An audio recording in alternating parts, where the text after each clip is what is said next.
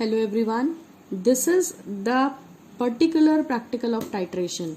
Herein the aim is to prepare, I have not written but you will have to assume 100 ml. To prepare 100 ml M/20 solution of ferrous ammonium sulfate, that is Mohr salt, and using this solution find out the molarity and strength of the given KMnO4 solution. अब एक important बात जो ध्यान से note करने लायक है, और titration में सबसे पहला वाइवा का क्वेश्चन बनता है कि ये किस तरीके का टाइट्रेशन है, which type of titration is this. Answer है दिस इज रिडॉक्स टाइट्रेशन. क्यों? क्योंकि इस टाइट्रेशन में एक चीज ऑक्सीडाइज होगी, एक रिड्यूस होगी, यानी oxidation and reduction is taking place simultaneously. That is why this is a redox titration. जब हम पूरा टाइट्रेशन डिस्कस कर लेंगे तो मैं आपको बताऊंगी कि इसमें क्या ऑक्सीडाइजिंग एजेंट है, क्या रिड्यूसिंग एजेंट है, क्या ऑक्सीडाइज हुआ है और क्या रिड्यूस हुआ है. देन एम सेज कि आपको प्रिपेयर करना है 100 ml M/20 solution of Mohr salt. तो ये आपको प्रिपेयर करना है. इसके लिए मैं फर्स्ट एक्सपेरिमेंट ऑलरेडी अपडेट कर चुकी हूं, जिसमें मैंने आपको सिखाया है कि कैसे M/20 सोल्यूशन किसी भी, यहाँ M/20 बोला है पर किसी भी मोलैरिटी का 100 ml हो या 250 ml बोला हो, सोल्यूशन कैसे बनाते हैं, ये पार्ट हम ऑलरेडी फर्स्ट एक्सपेरिमेंट में डिस्कस कर चुके हैं. अब जब ये सोल्यूशन बन जाएगा तो इसे यूज करके, क्योंकि ये नोन सोल्यूशन है, इसको आपने बनाया, इसकी स्ट्रेंथ आपको पता है, इसकी मोलैरिटी आपको पता है, तो ये नोन सोल्यूशन यूज करके जो KMnO4 आपको दिया जाएगा, KMnO4 क्या है? Unknown solution. अननोन सोल्यूशन क्या होता है? जिसकी मोलैरिटी और स्ट्रेंथ निकालने को बोला जाता है, जिसकी मोलैरिटी ऑफ स्ट्रेंथ बच्चे को नहीं पता होती, वो अननोन सोल्यूशन कहलाता है. और हमेशा ध्यान रखें कि जिसकी मोलैरिटी और स्ट्रेंथ निकालने को बोला है उसको हमेशा ब्यूरेट में भर के स्टैंड में लगाते हैं. ठीक है, दो अपैरेटस होते हैं टाइट्रेशन के लिए बहुत इंपॉर्टेंट. एक होता है ब्यूरेट जिसको स्टैंड में टांग के रखते हैं, 50 ml का होता है, और एक होता है पीपेट. पीपेट में आप क्या करते हो, दूसरा सोल्यूशन जो कि मोहर सॉल्ट है उसे पीपेट आउट करोगे 20 ml. ठीक है, तो दो बहुत ही इंपॉर्टेंट चीजें याद रखें कि जिसकी स्ट्रेंथ और मोलैरिटी निकालनी हो, यानी आपको उसकी रीडिंग चाहिए, उसके लिए आप कैलकुलेशन करोगे क्योंकि वो अननोन है, तो उसको ब्यूरेट में भर के लटकाना होगा. और पीपेट में क्या पीपेट आउट करें? जो आपने बनाया है, दैट इज योर मोहर सॉल्ट. अब एक और ध्यान देने वाली बात है, जो मोहर सॉल्ट का सोल्यूशन बनेगा वो वाटरी, क्रिस्टल क्लियर, पानी जैसा दिखाई देगा अगर आपने सही बनाया है तो. दूसरी चीज, KMnO4 सोल्यूशन पिंक कलर का होता है. ठीक है, तो KMnO4 सोल्यूशन एक कलर्ड सोल्यूशन है, और मोहर सॉल्ट जो आप बनाएंगे M/20 100 ml वो क्लियर सोल्यूशन होगा, वाटर जैसा दिखाई देगा. तो KMnO4 को कहाँ रखना है? KMnO4 को रखना है ब्यूरेट में, और मोहर सॉल्ट को पीपेट आउट करना है. ऐसे रटने की बजाय ये याद कर ले, आपको हमेशा लाइफ टाइम काम आएगा कि जिसकी मोलैरिटी और स्ट्रेंथ निकालनी हो उसकी रीडिंग चाहिए आपको. और रीडिंग मिलेगी कैसे? रीडिंग मिलेगी आपको ब्यूरेट में डालने से. तो ब्यूरेट में क्या डालें? जिसकी मोलैरिटी ऑफ स्ट्रेंथ निकालनी हो. तो हमें निकालनी है KMnO4 की मोलैरिटी ऑफ स्ट्रेंथ, तो किसको डालेंगे ब्यूरेट में? KMnO4 को डालेंगे. और ब्यूरेट होता क्या है? ब्यूरेट वो लॉन्ग जो है ग्लास ट्यूब होती है जिसकी कैपेसिटी 50 ml है और जिसको हम स्टैंड में लगाते हैं. ठीक है, now you see material required आपको पहले से पता है, burette, pipette, watch glass, weighing machine, 250 ml beaker, 100 ml beaker लिख सकते हैं अगर 100 ml सोल्यूशन बना रहे हैं, glass rod, 250 ml measuring flask, KMnO4 solution जो आपको बनाया मिलेगा, एंड वॉश बॉटल. इसमें मोहर सॉल्ट सोल्यूशन भी लिख लें क्योंकि मोहर सॉल्ट सोल्यूशन आप बनाएंगे. ठीक है, और मैंने मेंशन नहीं किया क्योंकि ये अंडरस्टूड है कि हमें मोहर सॉल्ट सोल्यूशन भी चाहिए. सो लेट मी राइट मोहर सॉल्ट सोल्यूशन. ये आप खुद बनाएंगे और KMnO4 सोल्यूशन आपको बना मिलेगा. नाउ सी, जो फर्स्ट एक्सपेरिमेंट आपने लिखा था उसका एम था to prepare 100 ml M/20 solution of Mohr salt. Same वही यहाँ पर आधा पार्ट तो फर्स्ट एक्सपेरिमेंट ही है, ये इतना. ठीक है, ये सीक्वेंस का सेकंड एक्सपेरिमेंट है. तो थ्योरी बिल्कुल वही है जो आपने वहां लिखी थी. मॉलिक्यूलर मास मोहर सॉल्ट का कितना होता है? 392. अगर आपको 1 m सोल्यूशन बनाना हो, 1 मोलर सोल्यूशन बनाना हो मोहर सॉल्ट का 1 लीटर यानी 1000 ml, तो कितना मोहर सॉल्ट डालेंगे? 392 ग्राम. ठीक है, ये याद कर लीजिए कि 1 मोलर सोल्यूशन आपको किसी भी चीज का निकालना हो, मान लीजिए आपसे कोई कह दे 1 मोलर सोल्यूशन बना दीजिए, किसका, KMnO4 का आप बना दीजिए, तो 1 मोलर सोल्यूशन KMnO4 का बनाने के लिए मोलर मास कितना है KMnO4 का, 158, तो 158 ग्राम आप डाल दीजिए, आपका 1 लीटर KMnO4 बन जाएगा।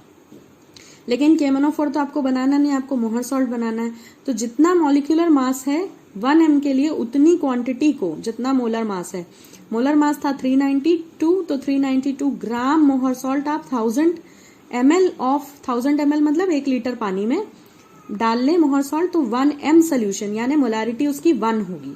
लेकिन हमें तो मोलारिटी चाहिए m/20 और 1000 ml नहीं चाहिए, हमें 100 ml चाहिए। तो हमें क्या करना है, 100 ml m/20 के लिए कैलकुलेशन करनी पड़ेगी, जो हम ऑलरेडी सीख चुके हैं, but still I am repeating. तो m/20 के लिए 100 ml बनाने के लिए मोहर सॉल्ट कितना जरूरी होगा, 1 लीटर में इतना, तो 100 ml के लिए इंटू 1/20। जब आप ये सॉल्व करेंगे तो आंसर आएगा 1.96 ग्राम पर 100 ml, यानी 100 ml पानी में 1.96 ग्राम मोहर सॉल्ट डिसॉल्व करें। यहां पर ध्यान दें कि मोहर सॉल्ट डिसॉल्व करने के लिए मैंने आपको कंडीशन बताई थी कि आपको पहले मोहर सॉल्ट लेना है ड्राई बीकर में, फिर कॉन्सेंट्रेटेड सल्फ्यूरिक एसिड डालना है 10 ml। वो क्या करेगा, वो फेरस सल्फेट का हाइड्रोलिसिस रोकेगा, फिर उसमें कितना, अगर आप 100 ml सोल्यूशन बना रहे तो 90 ml पानी डालें। ठीक है, यहाँ पिछले वाले एक्सपेरिमेंट से हम रिकॉल कर लेते हैं, मैं आपको बताती हूँ, मैंने अभी आपको फर्स्ट एक्सपेरिमेंट में ये चीज बताई थी। यहाँ पे एम था 250 ml m/20 बनाइए, तो हमने क्या बोला था कि 4.9 कैलकुलेशन से आया था, 4.9 में 10 ml कॉन्सेंट्रेटेड एसिड डालें, 250 ml डिस्टिल्ड वाटर डालें, तो टोटल क्वांटिटी 250 ml बन जाएगी। लेकिन अभी आपसे क्या बोला है, अभी आपसे बोला है 100 ml बनाइए m/20, तो 100 ml m/20 के लिए आपने कैलकुलेशन करके निकाला है कि आपको 1.96 ग्राम पर 100 ml मोहर सॉल्ट डालना है, यानी इतना मोहर सॉल्ट ले लें, साथ में डालें कितना, 10 ml कॉन्सेंट्रेटेड सल्फ्यूरिक एसिड। ये सल्फ्यूरिक एसिड आप क्यों डाल रहे हैं, ये चेक करता है कि आपका फेरस सल्फेट हाइड्रोलाइज ना हो। ठीक, और फिर डालें क्या, अब आपको कितना सोल्यूशन बनाना है, 100 ml। 100 ml में से 10 ml तो कॉन्सेंट्रेटेड H2SO4 आप डाल चुके, तो पानी कितना डालेंगे, 90 ml।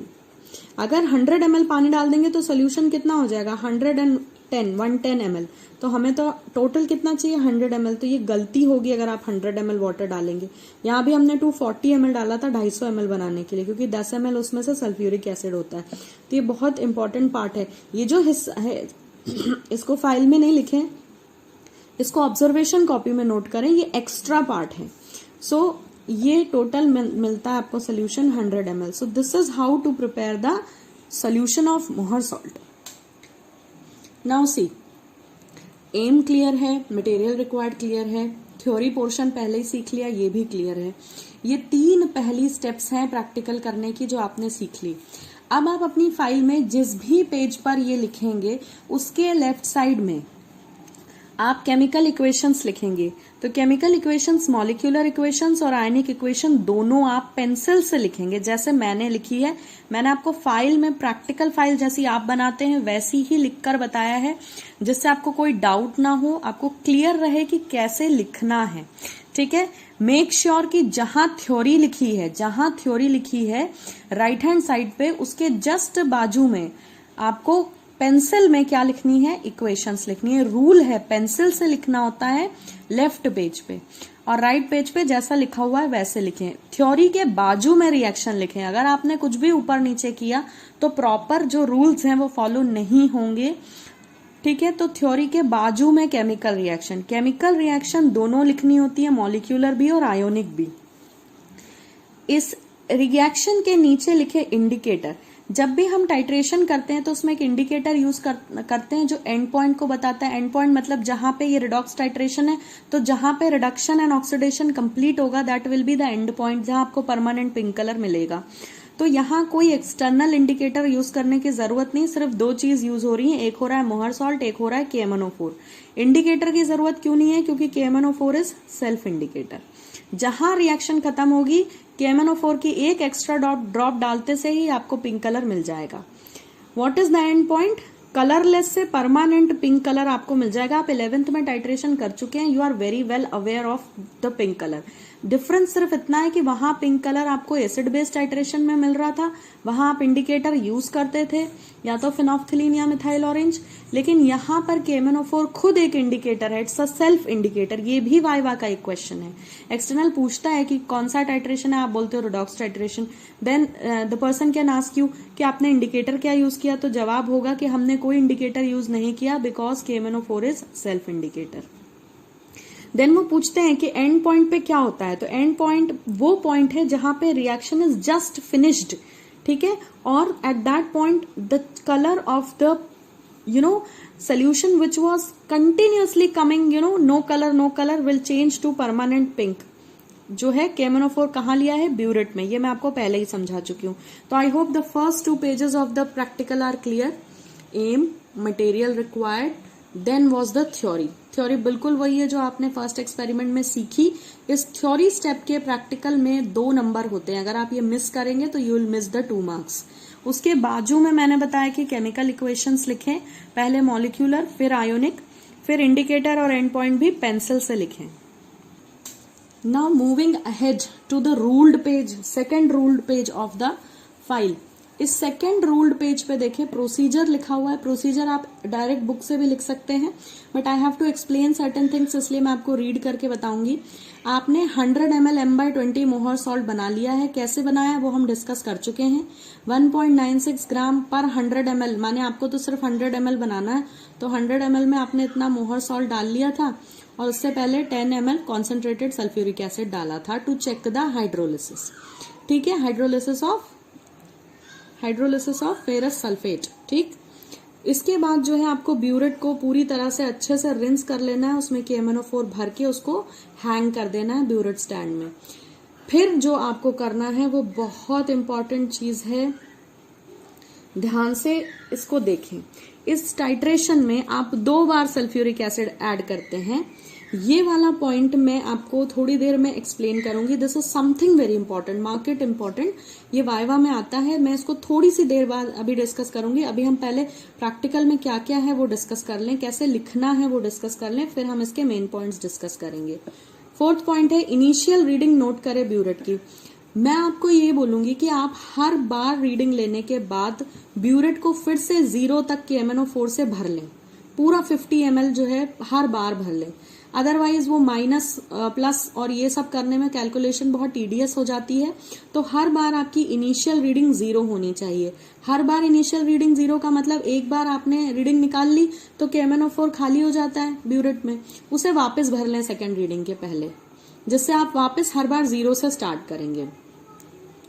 नेक्स्ट पॉइंट इज कि आपको KMnO4 डालना है ब्यूरेट में till permanent light pink colour appears. तो ये प्रोसीजर मैं आपको थोड़ी देर में एक्सप्लेन करती हूँ, बस आप देख लें कि यहाँ 7 पॉइंट्स हैं प्रोसीजर में, और मैंने प्रोसीजर लिखा है मेन जो आपका प्रैक्टिकल का पेज था उससे पीछे वाले पेज पे सारे पॉइंट्स लिखे हैं।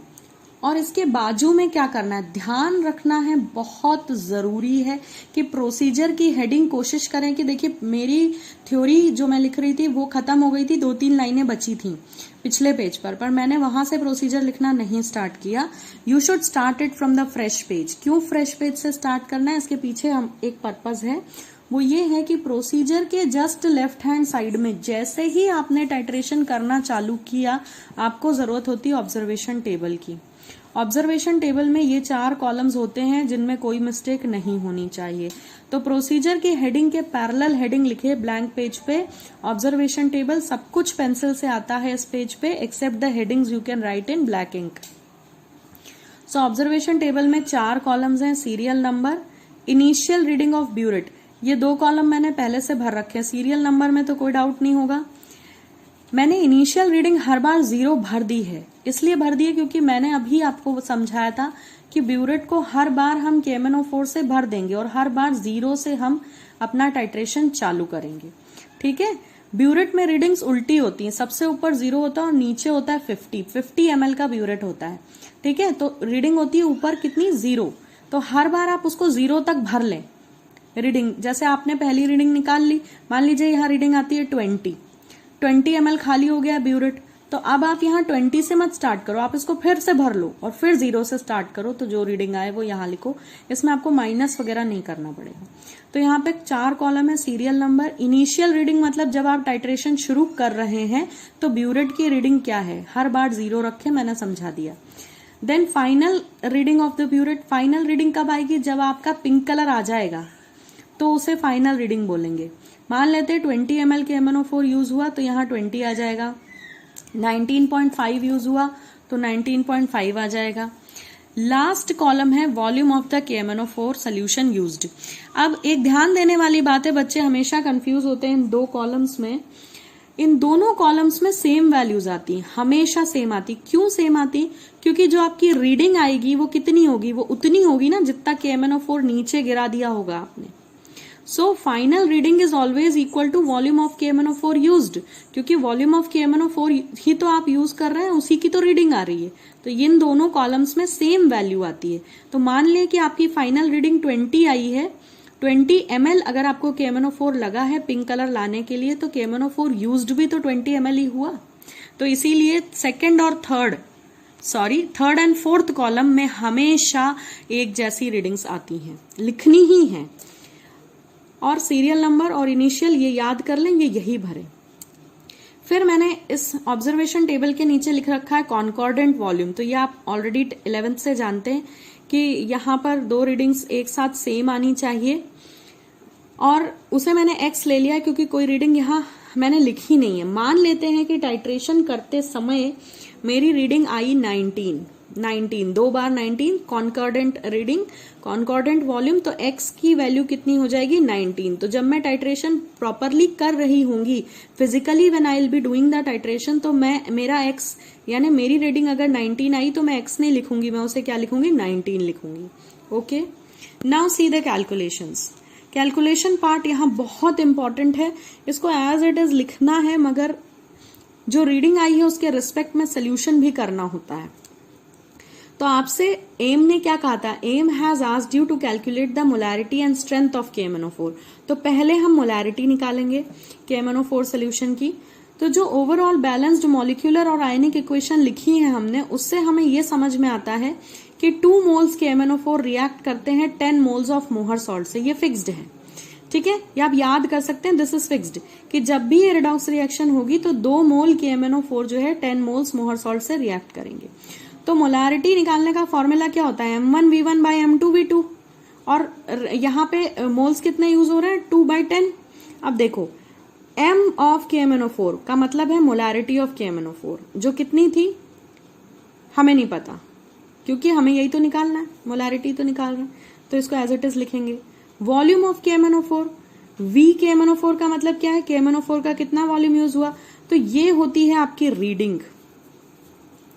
ऐसा लिखे ना फाइल में आपको ऐसे ही लिखना है, this is just for the sake of your knowledge I am telling, तो this is the rough work I am doing on the final page. तो इसको ना लिखें जो मैं अभी लिख रही हूं, ये सिर्फ समझाने के लिए है। तो यहाँ जो रीडिंग आएगी ना, वही तो होगा KMnO4 का वॉल्यूम जो आपने यूज किया।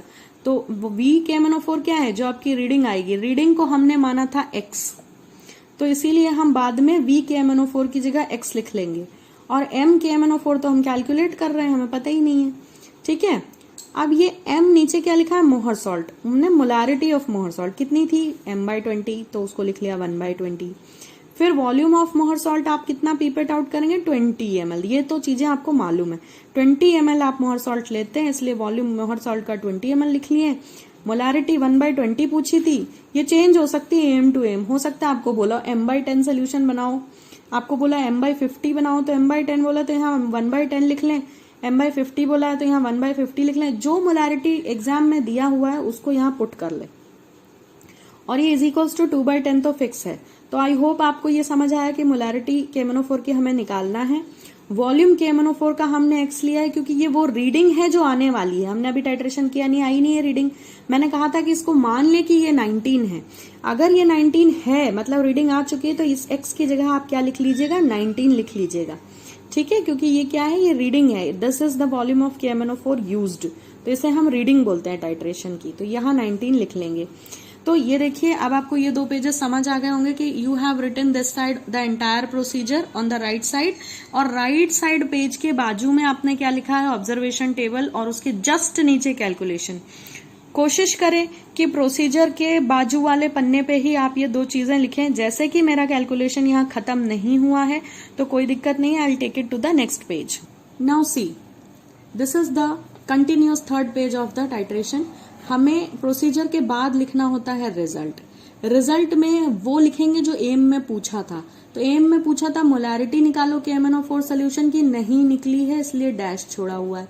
स्ट्रेंथ निकालिए, नहीं पता इसीलिए डैश है, ठीक। फिर प्रिकॉशंस आप अपने मन से भी लिख सकते हैं, कोई प्रॉब्लम नहीं है। तो प्रोसीजर के बाद रिजल्ट, रिजल्ट के बाद प्रिकॉशन।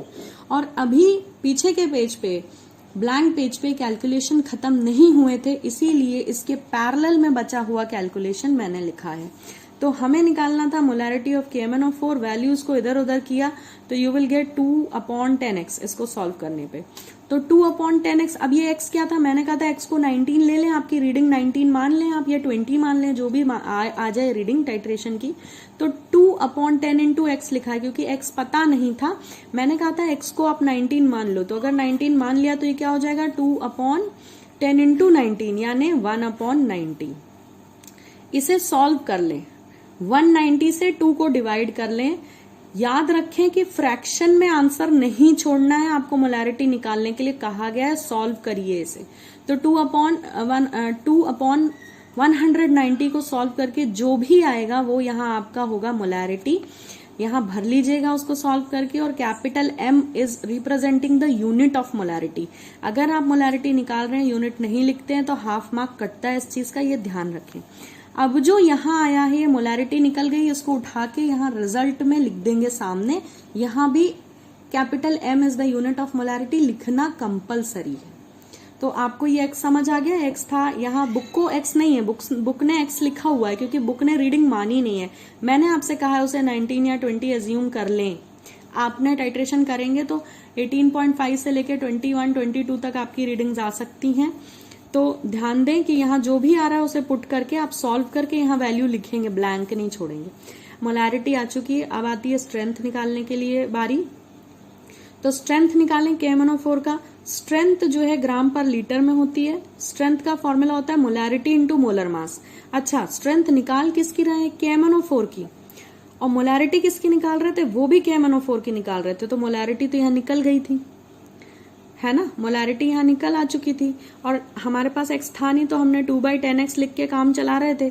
तो 2/10x उठा के यहाँ भी लिख लिया, क्योंकि बुक का कैलकुलेशन है ये, बुक को x नहीं पता है, हमें पता है, हमने माना था कि 19 है, तो इसीलिए 2/190। जो भी आपका आंसर आता है उसे आप यहाँ डायरेक्ट रखें, नहीं भी रखते हैं तो कोई प्रॉब्लम नहीं है, दोबारा सॉल्व करेंगे आप। 2/10 इंटू 19, तो जो भी कैलकुलेशन आएगा उसको 158 से मल्टीप्लाई कर लें।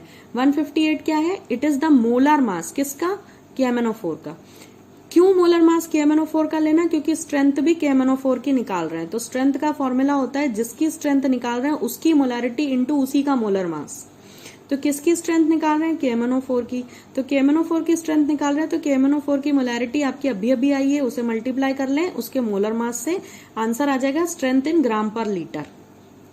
मुझे कमेंट बॉक्स में रीडिंग 19 और 20 लेके मोलैरिटी और स्ट्रेंथ दोनों निकालकर कमेंट करिए। I hope you will be able to calculate. यहाँ x को 19 और 20 ले लें, यहाँ पर जो है उसी हिसाब से फिर स्ट्रेंथ कैलकुलेट कर लें, और जो स्ट्रेंथ आए उसे रिजल्ट में पोस्ट करना ना भूलें यहाँ पर। तो जो मोलैरिटी आई वो कैपिटल M में आई, दैट इज द यूनिट। जो स्ट्रेंथ आई वो ग्राम पर लीटर में आई।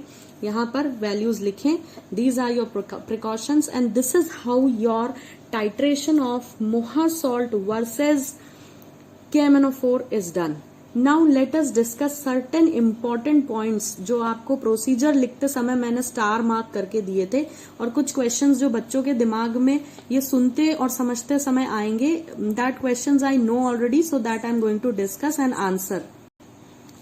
Now see, पूरे टाइट्रेशन के दौरान कुछ important tips and points which has to be followed. पहला पॉइंट था कि मोहर सॉल्ट सोल्यूशन आपको बनाना पड़ेगा। तो मोहर सॉल्ट सोल्यूशन बनाना था M/20 100 ml हमारे करंट एम के हिसाब से। तो मैंने आपको थ्योरी बता दी थी, आपको टाइट्रेशन करते समय थ्योरी पता होनी चाहिए, इसके बिना आप कुछ नहीं कर सकते। तो इसके लिए हमने कैलकुलेट किया था 1.96 ग्राम पर 100 ml निकला था। ठीक, ये थ्योरी हम ऑलरेडी सीख चुके हैं, तो मैं दोबारा इसके बारे में बात नहीं कर रही। अब मैं आपको दो बहुत इंपॉर्टेंट बातें डिस्कस करके बताऊंगी कि जो बिल्कुल ध्यान अगर नहीं रखी तो टाइट्रेशन करने का कोई मतलब नहीं है। पहली बात जो इम्पोर्टेंट है, मैंने आपसे कहा था जब आप मोहर सॉल्ट सोल्यूशन बनाएंगे, व्हेन यू विल प्रिपेयर मोहर सॉल्ट सोल्यूशन, ये जो मैं लिख रही हूँ उसको फाइल में नहीं लिखना है, this part is not suppose to be written in file. इसे आप अपनी ऑब्जर्वेशन कॉपी में रखें और टाइट्रेशन करते समय इसे जरूर पढ़ें एग्जाम के लिए, या फिर आप जब भी टाइट्रेशन प्रोसीड करने जा रहे हैं, तो इसके बिना आप टाइट्रेशन में सक्सेसफुल नहीं होंगे। तो note it somewhere in your observation copy. सो मोहर सॉल्ट सोल्यूशन बनाने के लिए मैंने आपसे क्या कहा था, जितनी क्वांटिटी आपके कैलकुलेशन से आए उतने में इतना मोहर सॉल्ट आपने लिया है। कहाँ ले लिया? बीकर में ले लिया। ठीक है, बीकर ड्राई होना चाहिए, पानी ना हो, उसमें मोहर सॉल्ट डालें 1.96 ग्राम। फिर डालें 10 ml कॉन्सेंट्रेटेड H2SO4। सवाल आता है क्यों डालें, अभी बताती हूँ। फिर 10 ml डाल दिया है, सोल्यूशन टोटल चाहिए 100 ml, तो बचा हुआ डालें पानी सिर्फ 90 ml। मान लें आपको आपके टीचर ने बोला है 250 ml बनाइए M/20, तो 250 ml M/20 के लिए मैंने आपको सबसे पहले एक्सपेरिमेंट में कैलकुलेशन करके दिया था कि 4.9 ग्राम चाहिए होता है। तो 4.9 ग्राम 10 ml कॉन्सेंट्रेटेड सल्फ्यूरिक एसिड और 240 ml पानी डालेंगे, क्योंकि 10 ml आप इसमें से डाल चुके होते हैं। तो I hope this is clear. अब ये जो बनेगा ये होगा आपका M/20 मोहर सॉल्ट 100 ml। यही तो बोला था 100 ml M/20 बनाओ, सो बन गया। अब यहाँ पे सवाल जो सबसे जरूरी था, जो वाइवा में भी पूछा जाता है, कि आपने ये जो 10 ml कॉन्सेंट्रेटेड सल्फ्यूरिक एसिड डाला है, इसका काम क्या है। ठीक, अभी इसको छोड़ते हैं, मैं इसको आके डिस्कस करूंगी।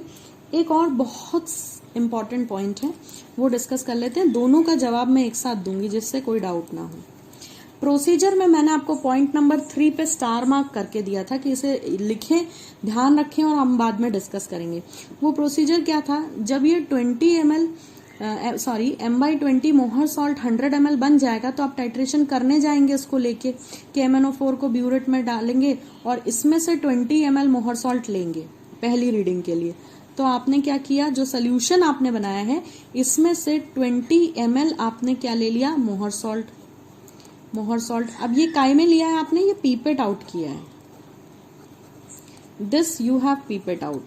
ये 20 ml आपने पीपेट आउट किया है, इसको क्या करेंगे, इसको टाइट्रेशन फ्लास्क में ट्रांसफर करेंगे। टाइट्रेशन फ्लास्क में ट्रांसफर करें और फिर डालें 10 ml dilute sulphuric acid. It should be 20 ml, sorry. फिर डालें 20 ml, यहां मैं 10 बोल रही थी बार बार, तो I got confused. It is 20 ml मोहर salt pipette out, titration flask में ले, उसी टाइट्रेशन फ्लास्क में 20 ml डाइल्यूट सल्फ्यूरिक एसिड डालें। अब टोटल कितना हो गया, 40 ml हो गया, ये 40 ml हो गया। 20 ml मोहर सॉल्ट, 20 ml सल्फ्यूरिक एसिड। अब इस 40 ml को ले जाएं फ्लास्क को और फिर इसमें रन करें KMnO4 ब्यूरेट से रीडिंग निकालने के लिए।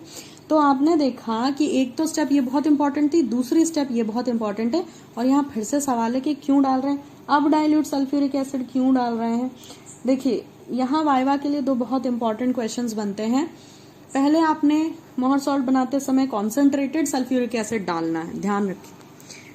एक्सटर्नल पूछता है इसका ऑब्जेक्टिव क्या है, क्यों डाल रहे हैं। फिर दोबारा फिर से आप 20 ml डाल रहे हैं टाइट्रेशन करते समय, वो क्यों डाल रहे हैं। ये दोनों ही बहुत इंपॉर्टेंट वाइवा के क्वेश्चंस हैं, तो नोट कर लें कि पहली स्टेप में जो आपने यहां डाला है, मोहर सॉल्ट बनाते समय जो कंसेंट्रेटेड सल्फ्यूरिक एसिड डाला है, उसका फंक्शन था इट प्रिवेंट्स हाइड्रोलिसिस। ये मैंने बताया भी था शायद पहले एक्सपेरिमेंट में। It prevents the hydrolysis of ferrous sulphate. अगर आप ये नहीं डालेंगे तो जो मैंने आपसे कहा था कि आपका मोहर सॉल्ट का सोल्यूशन जो है एकदम क्लियर बनना चाहिए, पानी जैसा दिखना चाहिए, वो नहीं बनेगा, उसमें ब्राउनिश ग्रीनिश पीपीटी बन जाएगा, क्योंकि क्या होगा, जो आयरन है उसका क्या हो जाएगा, जो फेरस सल्फेट है उसका हाइड्रोलिसिस हो जाएगा और आपका मोहर सॉल्ट सोल्यूशन खराब हो जाएगा, वो टाइट्रेशन करने के लायक नहीं रहेगा। तो ये हुआ जवाब मोहर सॉल्ट सोल्यूशन बनाते समय कॉन्सेंट्रेटेड सल्फ्यूरिक एसिड क्यों डाला का। अब दोबारा जब टाइट्रेशन करने जा रहे हैं तो 20 ml मोहर सॉल्ट में 20 ml डाइल्यूट सल्फ्यूरिक एसिड क्यों डाला है को डिस्कस करने। Now see, so the purpose of adding this 20 ml dilute sulphuric acid is actually this addition of sulphuric acid provides acidic medium. ये एसिडिक मीडियम प्रोवाइड करता है जो रिडॉक्स रिएक्शन आप परफॉर्म करने जा रहे हैं in between KMnO4 and Mohr salt. So it provides acidic medium to redox reaction which is going to happen between KMnO4 and Mohr salt. So this is very much necessary कि आप जो है acidic medium maintain करें for this redox reaction to happen. तो यहाँ पर I hope आपको समझ आया कि 2 बार जो H2SO4 आपने डाला है, पहली बार कॉन्सेंट्रेटेड और दूसरी बार डाइल्यूट, उसका पर्पस क्या है। Now one very important thing which is left, कि मैंने आपसे कहा था कि ये रिडॉक्स टाइट्रेशन है शुरू में, तो इसमें क्या रिड्यूस होगा, क्या ऑक्सीडाइज होगा, what is reducing agent, what is oxidizing agent, that is also suppose to be discussed. So let us discuss that also. Now see, you have to note all these points of discussion in your observation copy because they are very important. देखिए, आपने यहाँ पर 2 चीजें ली, 2 solution, एक KMnO4 जो teacher आपको prepare करके देंगे, ठीक है, टाइट्रेशन करने के लिए, ये अननोन सोल्यूशन है। इस टाइट्रेशन में KMnO4 जो है it works as a strong oxidising agent. ये जो H2SO4 आपने दोबारा डाला है, जो एसिडिक मीडियम प्रोवाइड कर रहा है, ये ही इसे स्ट्रॉन्ग ऑक्सीडाइजिंग एजेंट बनाता है। तो KMnO4 works as strong oxidising agent कब, when it is in H2SO4 और you can say in presence of H2SO4।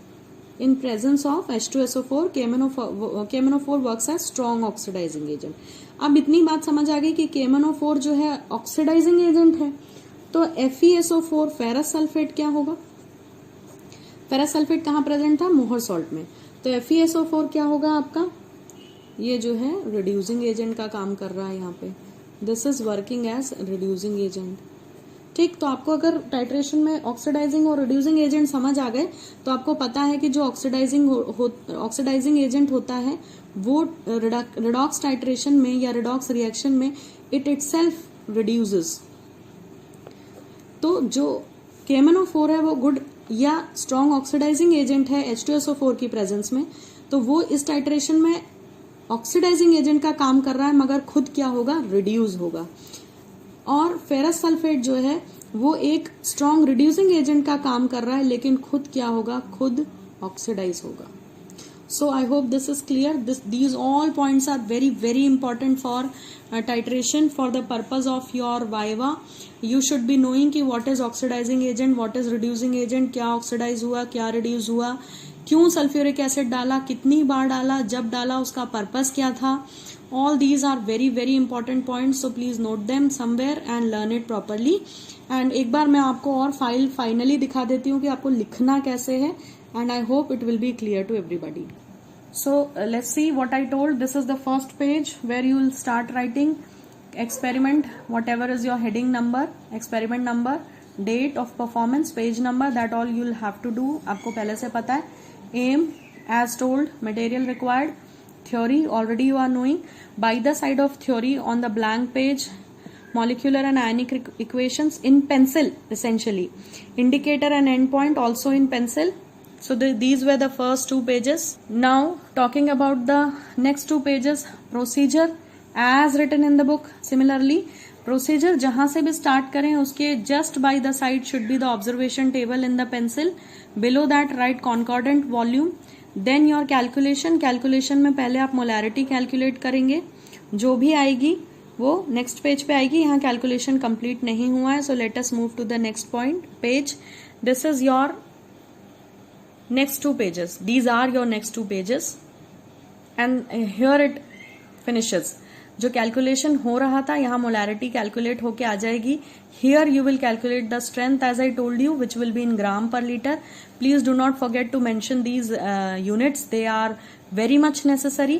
फिर जो रिजल्ट आया है मोलैरिटी और आपका स्ट्रेंथ वो उठाकर आप यहाँ पोस्ट कर देंगे लास्ट में. This is your result and this is your precaution and this is how you finish up with the titration. So this is the way in which you have to write your practical in the practical file of yours. And simultaneously I have told you certain very important questions जो आप अपनी observation copy में note करें extra और उनको prepare करना compulsory है. Thank you for watching. I hope it was clear. Have a great time ahead.